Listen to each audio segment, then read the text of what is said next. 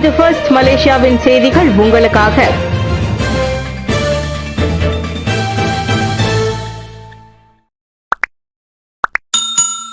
Trump நிர்வாகம் எடுத்த முடிவு ஐநா அதிர்ச்சி.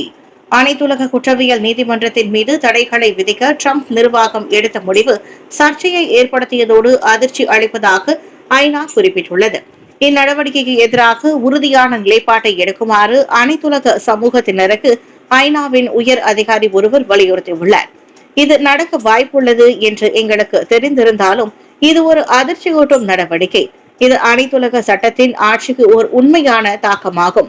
மேலும் மிக கடுமையான குற்றங்களுக்கு பொறுப்பானவர்களை கணக்கில் கொண்டுவர அனைத்துலக சமூகத்தினரின் நம்பிக்கைக்குரிய ஒரே நீதிமன்றத்திற்கு ஒரு நேரடி சவாலாகும். எனவே நேர்மையாக சொன்னால் இது அதிர்ச்சி அளிக்கிறது. இது ஏற்றுக்கொள்ள முடியாதது. மேலும் இதற்கு அனைத்துலக குற்றவியல் நீதிமன்றத்தின் மற்ற உறுப்பு நாடுகளிடம் இருந்து வலுவான பதில் தேவைப்படுகிறது என்று ஐநா சிறப்பு அறிக்கையாளர் மார்கெட் சாட்டவைட் தெரிவித்தார். இதனிடையே அமெரிக்க அதிபர் டொனால்டு டிரம்ப் அங்கீகரித்த பொருளாதார மற்றும் பயண தடைகளுக்கு இலக்காக கொல்லப்பட்ட முதல் நபர் ஐசிசி வழக்கறிஞர் கரீம்கான் ஆவர். 2வது அல்லது 3வது காலாண்டில் இயற்கை எரிவாயு திட்ட வரைபடம் வெளியிடப்படும். இயற்கை எரிவாயு துறையில் முதலீடுகளை அதிகரிக்க பொருளாதார அமைச்சு இவ்வாண்டின் 2வது அல்லது 3வது காலாண்டில் இயற்கை எரிவாயு திட்ட வரைபடத்தை வெளியிடும். இயற்கை எரிவாயுவின் 5200 கோடி ரிங்கிட் பங்களிப்பை பொருளாதார வளர்ச்சிக்கு வழங்க அரசாங்கம் திட்டமிட்டுள்ளதாக அதன் அமைச்சர் டாக்டர் ஸ்ரீ ரவிசி ரம்லி தெரிவித்தார். மலேசியாவில் இயற்கை எரிவாயு துறையை ஓர் இடைநிலை எரிபொருளாக மேம்படுத்துவதற்கு அரசாங்கம் உறுதி கொண்டுள்ளது. ஏனெனில் இதை நாம் உண்மையில் முன்னெடுத்து சென்று சமநிலைப்படுத்த வேண்டும். நமது புதுப்பிக்கத்தக்க திறனை வளர்ப்பதில் நாம் பின்னோக்கி இருக்க முடியாது. அதே வேளையில் எரிவாயு உள்கட்டமைப்பு மற்றும் சந்தை மேம்பாட்டிற்கு முற்போக்கு சிந்தனை தேவைப்படும் என்பதால் எரிவாயு குறித்த ஒரு சீரற்ற பார்வையை முன்னெடுக்கவும் முடியாது என்றார் அவர். நிதி மற்றும் எரிவாயு உள்கட்டமைப்பை அணுகுவதில் இத்திட்டம் கவனம் செலுத்தும் என்று ரவிசி ரம்லி கூறினார்.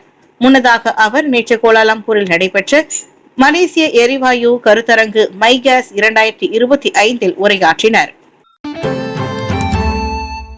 பேராக் தமிழ் பள்ளிகளை சேர்ந்த 500 வசதி குறைந்த மாணவர்களுக்கு பள்ளி உபகரணங்கள் அன்பளிப்பு.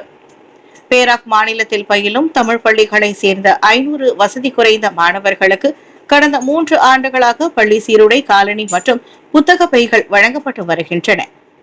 புதிய பள்ளி தவணையை தொடங்கும் வசதி குறைந்த மாணவர்களின் பெற்றோர்களின் சுமைகளை குறைக்கும் நோக்கில் இந்த உதவிகள் வழங்கப்பட்டு வருகின்றன. அந்த வகையில் நேற்று காலை சுங்கை வாங்கி தோட்ட தமிழ் பள்ளியில் மஞ்சாங் மற்றும் பேராக் தெங்கா மாவட்டங்களை சேர்ந்த 54 மாணவர்களுக்கு இந்த உதவிகள் வழங்கப்பட்டுள்ளன. மலேசிய மக்கள் குரல் சங்கத்தின் ஏற்பாட்டில் பேராக் மாநில ஓய்வு பெற்ற போலீஸ் அதிகாரிகள் சங்கத்தின் ஆதரவுடன் இந்த உதவி வழங்கப்பட்டது. இந்த நிகழ்வு தமிழ் பள்ளிகளுக்கு மட்டுமல்லாது மஞ்சாங் மாவட்ட மற்றும் கிந்தா உத்தராவில் உள்ள தேசிய பள்ளிகளின் மாணவர்கள் 500 பேருக்கும் இவ்வாண்டு பள்ளி சீருடை, காலனி மற்றும் புத்தக பையை வழங்க உள்ளனர் என்று இந்த நிகழ்ச்சியின் ஒருங்கிணைப்பாளர் கணேசன் சண்முகம் கூறினார். 3வது ஆண்டில் காலடி எடுத்து வைத்திருக்கும் இந்நிகழ்ச்சி ஒவ்வொரு ஆண்டும் நடத்தப்படும் என்று சுங்கை வாங்கி தோட்ட தமிழ் பள்ளியின் புறப்பாடு பிரிவு துணை தலைமை ஆசிரியருமான அவர் நம்பிக்கை தெரிவித்தார். தைச்சுங்கில் உள்ள பேரங்காடியில் வெடிப்பு சம்பவம். தைவான் தைச்சுங்கில் உள்ள பல்பொருள் அங்காடி ஒன்றில் நிகழ்ந்த வெடிப்பு சம்பவத்தில் ஒருவர் உயிரிழந்தார். ஷின்காங் மட்சுகோஷி என்ற அப்பல்பொருள் அங்காடியில் ஏற்பட்ட இச்சம்பவத்தில் 10 பேர் மருத்துவமனையில் அனுமதிக்கப்பட்டதை தீயணைப்பு அதிகாரிகள் உறுதிப்படுத்தினர். வெடிப்புக்கான காரணத்தை கண்டறிய அதிகாரிகள் இன்னும் விசாரணை மேற்கொண்டு வருகின்றனர். அப்பேரங்காடியின் 12வது மாடியில் வெடிப்பு சம்பவம் ஏற்பட்டது. இதனால் கட்டிடத்தின் வெளிப்புறத்தில் பெரும் சேதம் ஏற்பட்டது. இச்சம்பவத்தில் காயமடைந்தவர்களில் 4 ஆபத்தான நிலையில் உள்ளனர். நிலைமையை கட்டுப்படுத்த பல தீயணைப்பு வீரர்கள் சம்பவ இடத்திற்கு விரைந்தனர். தைவானின் ஷிங்காங் குழுமமும் ஜப்பானின் இசெட்டான் மிட்சுகோஷி ஹோல்டிங்ஸ் நிறுவனமும் இணைந்து இப்பல்பொருள் அங்காடியை நடத்தி வந்தன. நெல் கொள்முதலுக்கான விலை 1500 ரிங்கெட் வரை மாற்றியமைப்பு. வரும் ஞாயிற்றுக்கிழமை முதல் நெல் கொள்முதலுக்கான அடிப்படை விலை ஒவ்வொரு மெட்ரிக் டன்னுக்கும் 1300 ரிங்கெட் முதல் 1500 ரிங்கெட் வரை மாற்றி அமைக்கப்படும். ஊதிய செலவு அதிகரிப்பு, உரங்கள் மற்றும் பூச்சிக்கொல்லிகள் போன்ற விவசாயத்திற்கு தேவையான பொருட்களின் விலையேற்றம் சந்தையில் அரிசியின் விலையை பாதிக்கும். அதன் உற்பத்தி செலவிற்கான தாக்கத்தை கருத்தில் கொண்டு இம்முடிவு எடுக்கப்பட்டுள்ளதாக விவசாயம் மற்றும் உணவு உத்தரவாத அமைச்சர் டாக்டர் ஸ்ரீ முகமது சாபு தெரிவித்தார்.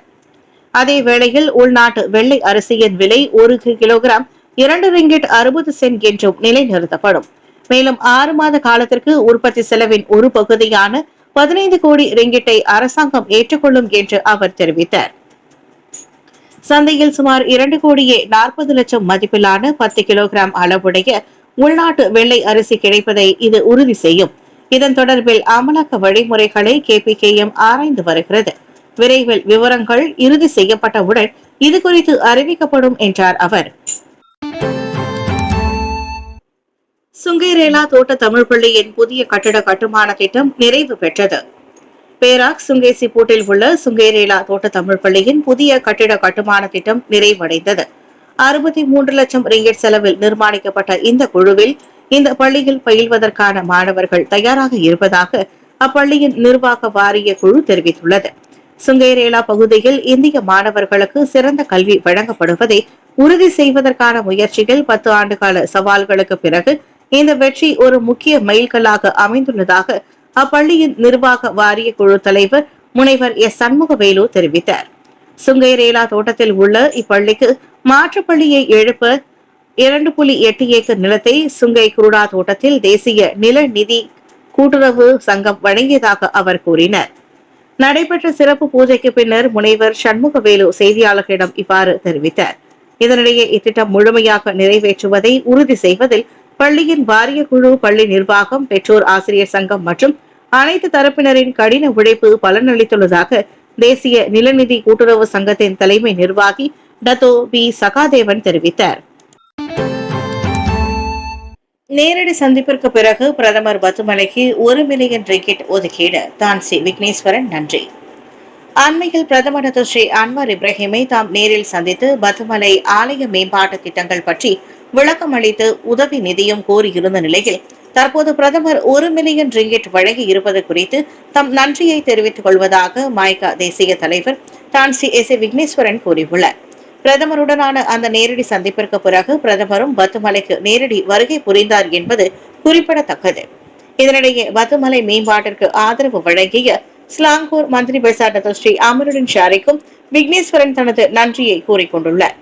தைப்பூசத்திற்கு 1.5 மில்லியனுக்கு மேற்பட்ட மக்கள் கூடுகின்ற உலகின் முக்கிய முருகன் திருத்தலமாகவும் நாட்டுடன் பிரபல சுற்றுலா தலமாகவும் உருமாறி இருக்கின்ற பத்துமலையில் வசதிகளை மேம்படுத்தவும் சீரமைப்பு பணிகளை மேற்கொள்ளவும் அரசாங்கத்தின் ஒப்புதலும் நிதி உதவியும் அவசியமாகிறது. இதனை பிரதமரின் கவனத்திற்கு நேரடியாக கொண்டு சென்ற தான்சி விக்னேஸ்வரன் அவரின் தலையீட்டை கோரியிருந்தார். அதன் அடிப்படையில் பிரதமரின் இந்த நிதி ஒதுக்கீடு அறிவிப்பு மிகவும் வரவேற்கக்கூடியது என்று வரவேற்றார்.